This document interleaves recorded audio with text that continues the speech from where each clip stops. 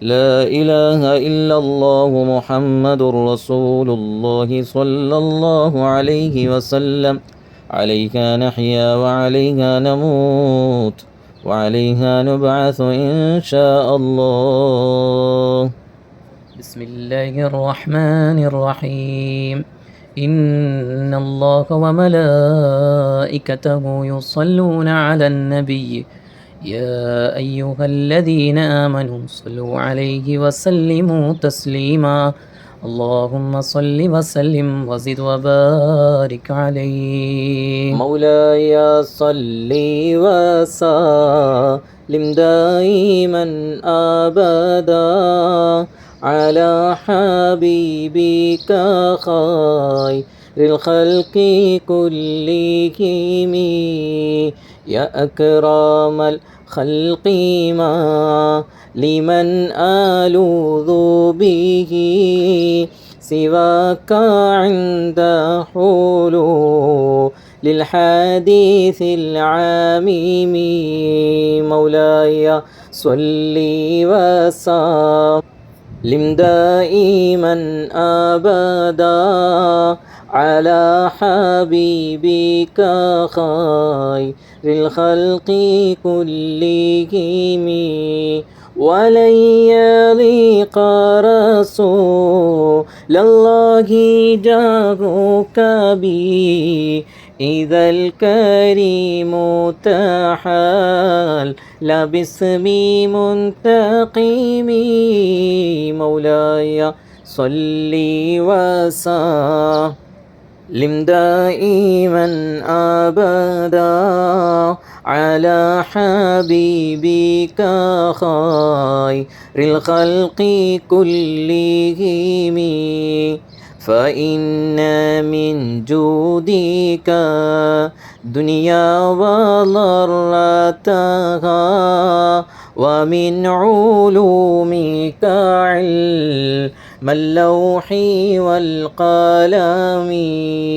مولاي صل وسلم دائما أبدا على حبيبك خير الخلق كلهم. يا نفس لا تقنطي من زلات عظمت إن الكبائر في الغفران كالأمام. مولاي صل وسلم دائما أبدا على حبيبك خير الخلق كلهم لعل رحمة بحين يقسمها تأتي على حسب العصيان في القسم. مولاي صل وسلم دائما أبدا على حبيبك خير الخلق كلهم.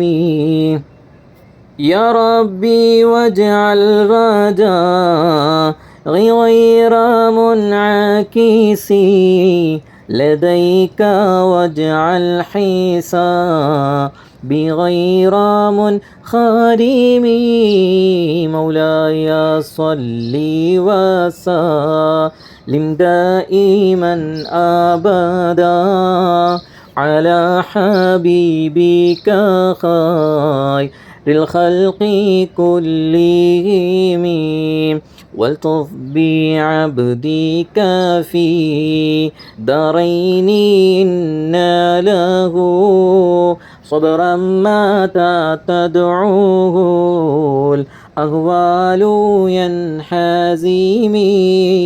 مولاي صل وسلم دائما أبدا على حبيبك خير الخلق كلهم وذل صحبي صلاة منك دائمة على النبي بمون هل ومنسجم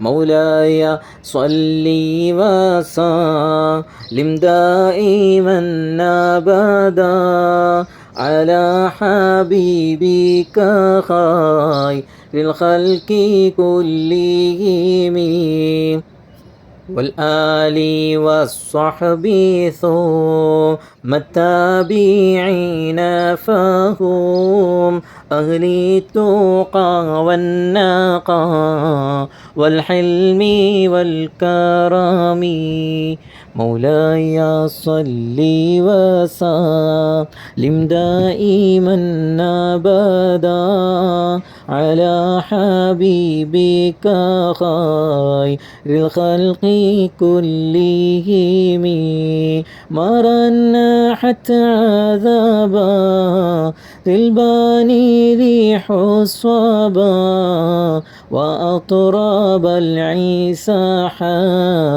ذي العيس بالنعم مولاي صل وسلم دائما أبدا على حبيبك خير الخلق كلهم ثم الرضا عن نبي بكر وعن عمر وعن علي وعن عثمان ذي الكرم مولاي صل وسلم دائما أبدا على حبيبك خير الخلق كلهم سعد سعيد زبير طلحة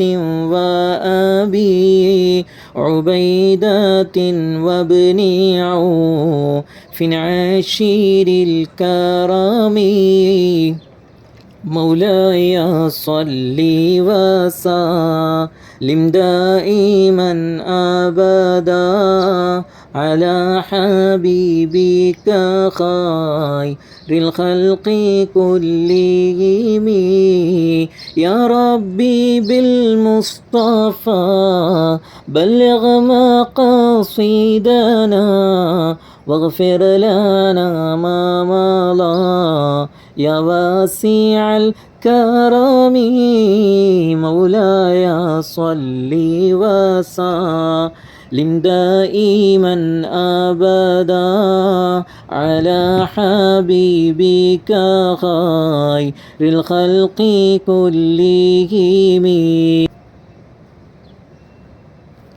الحمد لله الحمد لله الحمد لله رب العالمين حمدا يوافي نعمه ويكافئ مزيده اللهم صل على سيدنا محمد وعلى آل سيدنا ومولانا محمد اللهم اغفر لها وارحمها مرحوما عائشة كتي نور الله مرقدها واعف عنها وعافها وأكرم نزلها ووسع مدخلها واعثلها بالماء والثلج والبرد ونقيها من خطايا كما نقيت الثوب الأبيض من الدنس وأبدلها دارا خيرا من دارها وأهلا خيرا من أهلها وزوجا خيرا من زوجها وأدخلها الجنة وعدها من عذاب القبر أو من عذاب النار برحمتك يا أرحم الراحمين والحمد لله رب العالمين رحمن رحيم ما يا ملك الجبار يا ملك الملوك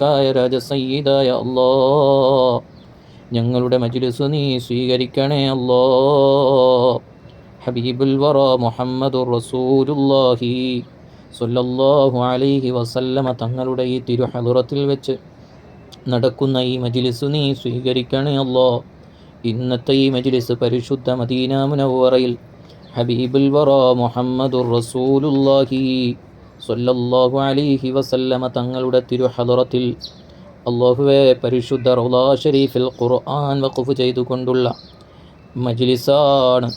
ഞങ്ങളുടെ പ്രിയപ്പെട്ട മർഹൂമ ആയിഷ കുട്ടി നവ്വറല്ലാഹു മർഖദഹ അവിടുന്ന് ഞങ്ങളിൽ നിന്നും വിട പറഞ്ഞിട്ട് 40 ദിനം കഴിഞ്ഞിരിക്കുകയാണ്. അല്ലാഹുവേ, നീ കബൂലാക്കണം റഹ്മാനെ, നീ സ്വീകരിക്കണേ അല്ലാ, നീ കബൂലാക്കണം റഹ്മാനെ. പടച്ചവനെ,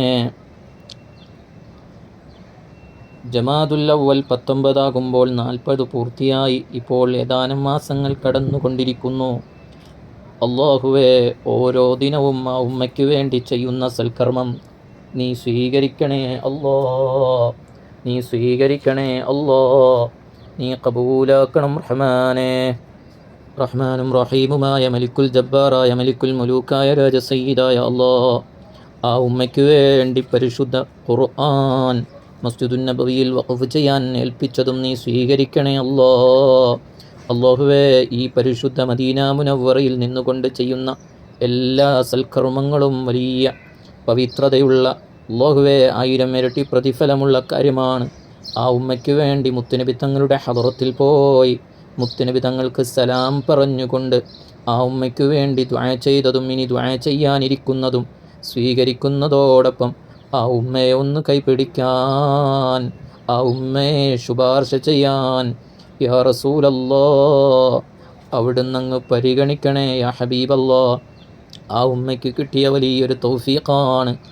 ആ ഉമ്മയുടെ പേരിൽ മക്കൾ ചെയ്യുന്ന സൽക്കർമ്മങ്ങൾ, പ്രത്യേകിച്ച് ഖുർആൻ വഖഫ് ചെയ്യുക എന്ന മനോഹരമായ സൽക്കർമ്മം 24 മണിക്കൂറും പരിശുദ്ധ മദീന മുനവ്വറയിലെ റൗള ഷരീഫിനോട് ചേർന്ന് സയ്യിദുനാ അബൂബക്കർ സിദ്ദീഖ് റളിയല്ലാഹു അൻഹുവിൻ്റെ ബൈത്തിനോട് ചേർന്നുള്ള മസ്ജിദ് റസൂലില്ലാഹ് സ്വല്ലല്ലാഹു അലൈഹി വസല്ലം, പടച്ചവനെ, ആ മുത്തുനബി തങ്ങളുടെ മസ്ജിദിലാണ് ഞങ്ങൾ ഖുർആൻ വഖഫ് ചെയ്യുന്നതും ഇനി ചെയ്യാൻ ഒരുപാടുള്ളതും എല്ലാം നീ കബൂലാക്കണേ അല്ലാ. അല്ലാഹുവേ, ഞങ്ങൾ പാപികളാണ്, ദോഷികളാണ്, ഞങ്ങളുടെ കയ്യിൽ ഒരു അമലുകളുമില്ല റഹ്മാനെ.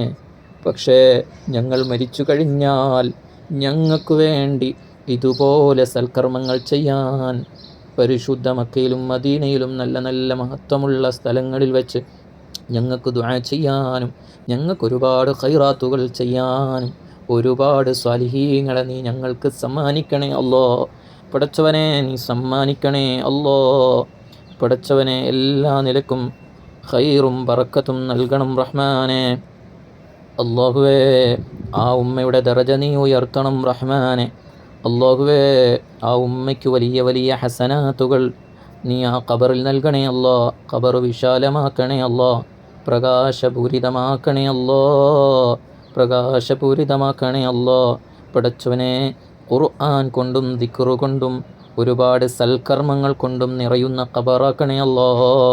പടച്ചവനെ റബ്ബേ, നിൻ്റെ ഹറമായ മദീന മുനവ്വറയിൽ വെച്ചുള്ള ഈ ദുആ നീ കബൂലാക്കണം റഹ്മാനെ.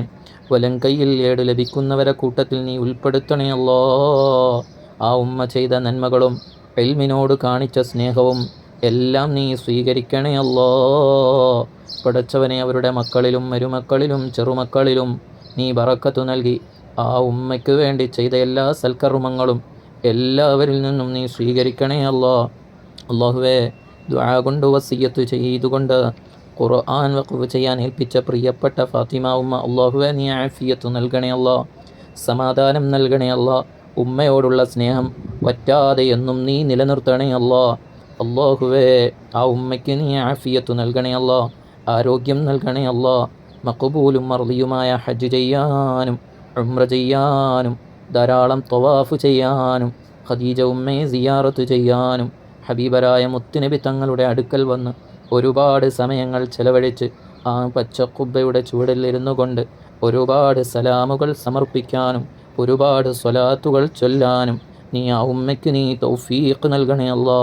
പടച്ചവനെ, ശാരീരികമായ മാനസികമായ വിഷമങ്ങളും രോഗങ്ങളും യാ ഷാഫി യാ കാഫി യാ മുഅഫി യാ അല്ലാ, യാ ഷാഫി യാ കാഫി യാ മുഅഫി യാ അല്ലാ, യാ ഷാഫി യാ കാഫി യാ മുഅഫി യാ അല്ലാ. അവിടുത്തെ ഷിഫയല്ലാതൊരു ഷിഫ ഞങ്ങൾക്ക് പ്രതീക്ഷയില്ല യാ അല്ലാ. യാ റസൂലല്ലാ, ഉൻദുർ ഹാലനാ യാ ഹബീബല്ലാ. ആ ഉമ്മയുടെ രോഗങ്ങൾ ഷിഫയാക്കണം റഹ്മാനെ. ആഫിയത്തോടുകൂടി ഇബാദത്ത് ചെയ്യാനും സൽക്കർമ്മങ്ങൾ ചെയ്യാനും നീ തൗഫീഖ് നൽകണം റഹ്മാനെ. പടച്ചവനെ നീ തൗഫീഖ് നൽകണം റഹ്മാനെ. കൈകാല് വേദനയും ഊരവേദനയും എല്ലാ രോഗങ്ങളും നീ ഷിഫയാക്കണേ അല്ലാഹുവേ നീ തൗഫീഖ് നൽകണം റഹ്മാനെ. അല്ലാഹുവേ അവരുടെ പിതാവിനും ആങ്ങളമാർക്കുമെല്ലാം നീ ബറക്കത്ത് നൽകണം റഹ്മാനെ. അവരുടെ ഭാര്യമാരിലും മക്കളിലും ചെറുമക്കളിലും മരുമക്കളിലും കുടുംബത്തിൽ എല്ലാവർക്കും ഈ മജ്ലിസിൻ്റെ ബറക്കത്തിനെ നീ കാണിക്കണേ അല്ലാ. പ്രത്യേകിച്ച് ഈ മജ്ലിസ് ആരെല്ലാം കേൾക്കുന്നുണ്ടോ, ആരെല്ലാം പൂർണ്ണമായി ഈ മജ്ലിസിൽ പങ്കെടുത്തിട്ടുണ്ടോ, ആരെല്ലാം ദിക്റുകളും യാസീനും ഓതിയിട്ടുണ്ടോ, ആരെല്ലാമാണ് ഹൃദയം തട്ടി ആമീൻ പറഞ്ഞത്, അല്ലാഹുവേ അവരുടെ മനസ്സിലുള്ള മുറാദുകൾ നിനക്കറിയാമല്ലോ അല്ലാ. പരിശുദ്ധ മദീന മുനവ്വറയിൽ ഇരുന്നു കൊണ്ട് ഈ വിനീതൻ ദുആ ചെയ്യുമ്പോൾ പരിശുദ്ധ മദീന മുനവ്വറയിൽ ഇരുന്നു കൊണ്ട് തന്നെ ആമീൻ പറയുന്ന പോലെ തന്നെയുള്ള പ്രതിഫലം നീ നൽകണേ അല്ലാ. പ്രതിഫലം നീ നൽകണേ അല്ലാ.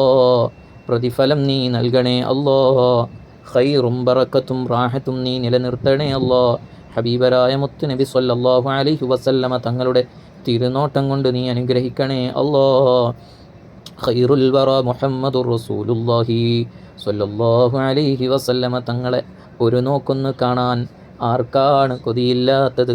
അതിനുതകുന്ന ഖൽബാക്കണേ അല്ലാ. സ്വലാത്ത് കൊണ്ടും മൗലിദ് കൊണ്ടും മദ്ഹ് കൊണ്ടും മുത്തുനബി തങ്ങളെ ചര്യ പിൻപറ്റിയും ഇത്തിബാഅ സുന്നതി റസൂലില്ലാഹി സ്വല്ലല്ലാഹു അലൈഹി വസല്ലമ തങ്ങളിലൂടെ ജീവിക്കാനും ഞങ്ങൾക്ക് നീ തൗഫീഖ് നൽകണേ അല്ലാ. പടച്ചവനെ അവിടുത്തെ 1-ാമത്തെ ആണ്ട് വരുമ്പോഴും പ്രിയപ്പെട്ട ആയിഷ കുട്ടി ഉമ്മയുടെ 1-ാമത്തെ ആണ്ട് വരുമ്പോഴും പരിശുദ്ധ മദീന മുനവ്വറയിൽ വെച്ച് ഇതുപോലെ ദിക്റ് ചൊല്ലി യാസീൻ ഓതി അല്ലാഹുവേ ഞങ്ങൾക്ക് നല്ല നല്ല സൽക്കർമ്മങ്ങൾ മദീന മുനവ്വറയിൽ ചെയ്തുകൊണ്ട് ആ ഉമ്മയ്ക്ക് വേണ്ടി കുറച്ചു സമയം ചെലവഴിക്കാൻ തൗഫീഖ് നൽകണേ അല്ലാ. തൗഫീഖ് നൽകണേ അല്ലാ. പടച്ചവനെ ആ ഉമ്മയുടെ കുടുംബം അല്ലാഹുവേ ഉപ്പയുടെ കുടുംബത്തിൽ നിന്നും മരണപ്പെട്ടു പോയ ആരെല്ലാമുണ്ടോ അവരുടെയെല്ലാം അർവാഹ് കൊള്ളേ ഈ മജ്ലിസിൻ്റെ ബറക്കത്തിനെ നീ എത്തിച്ചു കൊടുക്കണേ അല്ലാ. 24 ഖുർആൻ പാരായണം ചെയ്യുന്ന മദീന മുനവ്വറയിൽ അല്ലാഹുവേ ഞങ്ങൾ വഖഫ് ചെയ്തിട്ടുള്ള ഖുർആനിൻ്റെ പ്രതിഫലം അവർക്കെല്ലാം നീ എത്തിച്ചു കൊടുക്കണേ അല്ലാ. പടച്ചവനെ ഇതുപോലെ എൻ്റെ ഉമ്മ മരണപ്പെട്ടു, എൻ്റെ ഉപ്പ മരണപ്പെട്ടു, എൻ്റെ ഭർത്താവ് മരണപ്പെട്ടു, എൻ്റെ ഭാര്യ മരണപ്പെട്ടു, എൻ്റെ മക്കൾ മരണപ്പെട്ടു എന്ന് പറഞ്ഞുകൊണ്ട് ഖുർആൻ വഖഫ് ചെയ്യാൻ ഏൽപ്പിച്ച ഒരുപാട് പേർ ഇതിനകം കഴിഞ്ഞിരിക്കുന്നു. അവർക്കും ഈ മജ്ലിസിൻ്റെ ബറക്കത്തിന് ആ ഖബറിൽ എത്തിച്ചു കൊടുക്കണേ അല്ലാ. അവരും സന്തോഷിക്കട്ടെ ഈ മജ്ലിസ് കൊണ്ട്. അതുപോലെ കഴിഞ്ഞ എല്ലാ മജ്ലിസിൻ്റെയും ബറക്കത്ത് ഖുർആൻ വഖഫ് ചെയ്തുകൊണ്ടുള്ള മജ്ലിസിൻ്റെയും ബറക്കത്ത് ഈ ഉമ്മയുടെയും ഖബറിൽ നീ എത്തിച്ചു കൊടുക്കണേ അല്ലാ. ഇനി വരാനിരിക്കുന്ന മദീന മുനവ്വറയിൽ വെച്ച് നടത്തപ്പെടുന്ന എല്ലാ മജ്ലിസുകളുടെയും ബറക്കത്തിനെയും ഹസനാത്തിനെയും അല്ലാഹുവേ നീ എത്തിച്ചു കൊടുക്കണേ അല്ലാ. പടച്ചവനെ കഴിഞ്ഞുപോയ പല മജ്ലിസുകളിലും ഒരു ഉമ്മയുടെ ആണ്ടിൻ്റെ പേരിൽ തന്നെ എത്രയോ മക്കൾ കൂടി 5ഉം 10ഉം ഖുർആൻ വഖഫ് ചെയ്യുന്നവർ, 3ഉം 4ഉം ഖുർആൻ വഖഫ് ചെയ്തവർ അല്ലാഹുവേ അവർക്കെല്ലാം നീ ബറക്കത്ത് നൽകണേ അല്ലാ.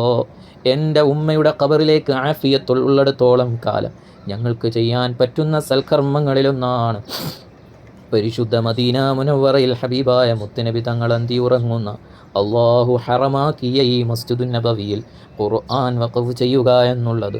അല്ലാഹുവേ നീ സ്വീകരിക്കണേ അല്ലാ. അല്ലാഹുവേ ഓരോരുത്തർക്കും വ്യത്യസ്തമായ ആഗ്രഹങ്ങളാണ്.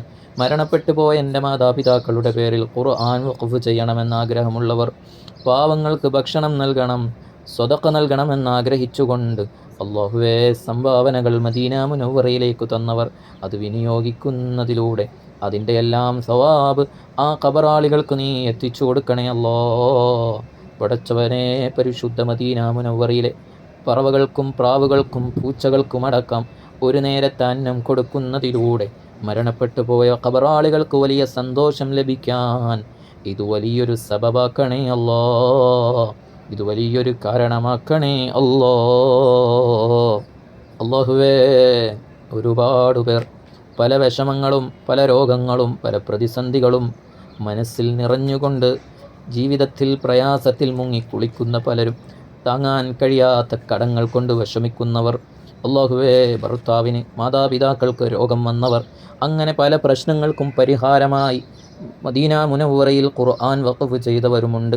അല്ലാഹുവേ അവരുടെ എല്ലാ പ്രയാസങ്ങളും മാറ്റി എന്തുദ്ദേശം വെച്ചാണോ ഖുർആൻ വഖഫ് ചെയ്തത്, ഈ മജ്ലിസിൻ്റെ ബറക്കത്ത് കൊണ്ട് അവരുടെ കടങ്ങൾ വീട്ടി രോഗങ്ങൾ ശിഫയാക്കി ജോലിയിൽ ബറക്കത്ത് നൽകി അല്ലാഹുവേ നീ അനുഗ്രഹിക്കണേ അല്ലാ. മക്കളുടെ ജന്മദിനം വരുമ്പോഴും അല്ലാഹുവേ ഖുർആൻ വഖഫ് ചെയ്തവർ മക്കളൊന്ന് സ്വാലിഹീങ്ങളാവണമെന്ന ആഗ്രഹത്തോടുകൂടി, അവരുടെ പഠനത്തിൽ പുരോഗതി ലഭിക്കണമെന്ന ആഗ്രഹത്തോടുകൂടി അല്ലാഹുവേ മദീന മുനവ്വറയിൽ എന്തെങ്കിലും ഒരു സൽക്കർമ്മം ചെയ്തു കഴിഞ്ഞാൽ അല്ലാഹുവേ കോടാനക്കോടി സ്വലാത്തുകളുമായി ലോകത്തിൻ്റെ പല ഭാഗത്തു നിന്നും തിങ്ങിക്കൂടുന്ന മാലാകമാർ മദീനയിൽ ഓരോ സൽക്കർമ്മങ്ങൾ കണ്ടുകൊണ്ട് അവരുടെ നീയത്തിലേക്ക് മാലാകമാരുടെ പ്രവാഹം അല്ലാഹുവേ ആ സൽക്കർമ്മങ്ങളിലും ആ പ്രവാഹങ്ങളിലും ഞങ്ങളെയും നീ ചേർക്കണേ അല്ലോ. പടച്ചവനെ ഞങ്ങളുടെ എല്ലാ പ്രശ്നങ്ങൾക്കും വിഷമങ്ങൾക്കും ആഗ്രഹങ്ങൾക്കും ഈ മജ്ലിസ് വലിയ പരിഹാരമാക്കണേ അല്ലോ. ഓർമ്മ ശക്തി നൽകണേ അല്ലോ. മറവിയിൽ നിന്നും ഞങ്ങളെ നീ കരകയറ്റണേ അല്ലോ. സ്വലിഹീങ്ങളാക്കണേ അല്ല മക്കളെ.